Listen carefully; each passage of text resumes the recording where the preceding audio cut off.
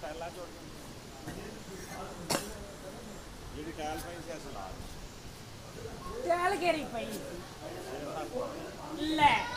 20 ਟੈਲਾਂ ਪਈਆਂ 6-700 ਟੈਲ ਪਈ ਕਿੰਨੀਆਂ ਪਈਆਂ ਸੀ 20 ਟੈਲਾਂ ਪਈਆਂ ਸੀ सही है 20 पैसे ਤੁਸੀਂ 5 ਪਾਸਾ ਮਾਰ ਕੇ ਕੰਮ ਕਰਦੇ ਸਿੰਧੀ ਤੇਰੀ ਸਲੋ ਮੋਸ਼ਨ ਵੀਡੀਓ ਬਣਾ ਬਣ ਜਾਂਦੀ ਹੂੰ